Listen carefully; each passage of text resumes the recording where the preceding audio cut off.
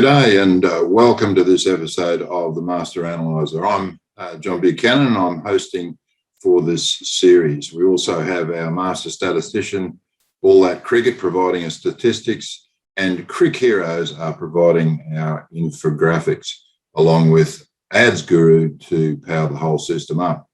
I'd also like to thank our sponsors, Launch Tea, Ready Steady Go Kids, and Papua New Guinea Cricket, and of course, you, the viewers. Welcome to this episode of Master Analyzer.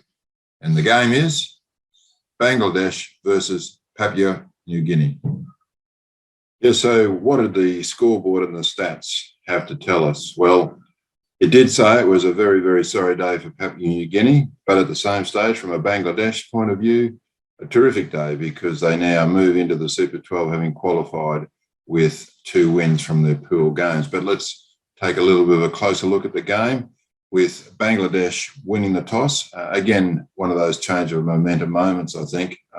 Always important and increasingly important to be able to bat first on these wickets and in these conditions. So Bangladesh batted first. And apart from the first 2 balls where Papua New Guinea were all over Bangladesh, with Name almost being caught first ball and then holding out second ball, it really was Bangladesh all the way. And Shakib Al Hassan, who was man of the match, came to the crease with attitude. The way that he attempted to take the bowling on. Now, he's certainly not still playing with his normal sort of fluency, but he is still prepared to take the attack up to the bowlers. And that's what he did throughout his innings and really ignited the Bangladesh innings. So his score of 46 from 37, departing in about the 14th over, really set the scene for Bangladesh's big score of 7 for 181. But they wouldn't have got there, of course, unless Mahmudullah, and who put together a very, very good 50 with 3 sixes and 3 fours, really accelerated the innings. And that's what we saw, again, the change of momentum moments from Bangladesh, is that they got to the power play at 1 for 45, the first time that they've been there in 12 innings to actually get over 40 in a power play, and then moved that score to 2 for 71 after the 10 over mark. But their last 10 overs saw them amass another 110 runs, and in fact, 68 runs came from the last 5 overs, contributed mainly by partnerships, 3rd wicket partnership of 22, a 4th wicket partnership of 29, 5th wicket partnership of 43, and then 19 coming in the last over. So they were the moments that really took Bangladesh to their score of 7 for 181. And so it was all to do for Papua New Guinea to chase down this total and potentially qualify for that Super 12 round. And after 2 overs, they were none for 11 and looked like they were setting themselves for the chase. However, in the next 2 overs, the quick bowlers of Bangladesh, Taskin and Saifuddin, managed to remove Siaka and Vala.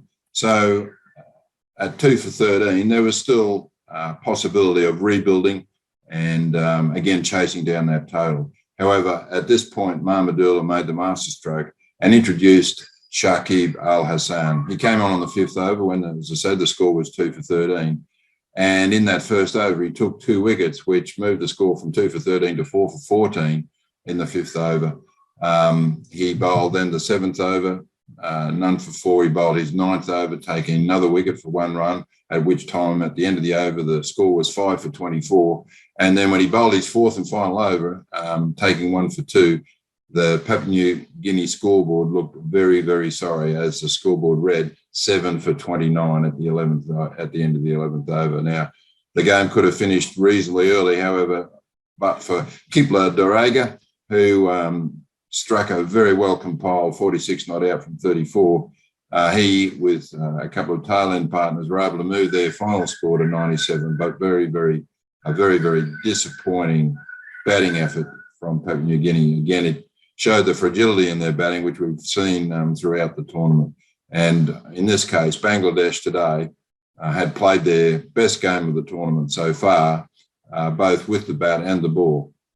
And it does augur well for them as they move into the Super 12. One of the real upsides, though, for Papua New Guinea, as always, was their fielding. Some wonderful catches taken in the outfield that support their bowlers. But at the end of the day, a very, very disappointing result for Papua New Guinea. And as I said, Bangladesh now move into the Super 12 rounds. And now finally to Emmanuel's question. Hi John, I am Emmanuel Bubi. My question is, what is the turning point in the match between PNG and Bangladesh? So yes, Emmanuel, what was the turning point of the match? Well, for me, it was embodied in one person, Shakib Al Hassan. His batting, he strode the wicket with attitude. He didn't find the boundary in his 46 runs, but nonetheless struck 3 powerful sixes. As I said, his fluency wasn't there, but it was his attitude that I think was really important and really lifted the Bangladesh batting lineup along with his captain, Mahmudullah. However, the real turning point for the game was that spell of his 4 overs, 4 for 9. And really that took Papua New Guinea totally out of the game and ensured Bangladesh's win. So that's it for today. I hope I was able to answer most of your questions, but remember, so that's it for today. I hope you enjoyed the session. Hope we answered most of your questions, but remember to submit those questions of yours, because there's a chance to win a gift voucher and a signed t-shirt from me. And to do so, just use the link that we provide, but that link is reach us at adzguru.com.au and submit your question there. I look forward to your company at our next session, which will be round 1 of the Super 12, featuring Australia versus South Africa. And hopefully we'll have a special treat for you with a special guest interview. See you then.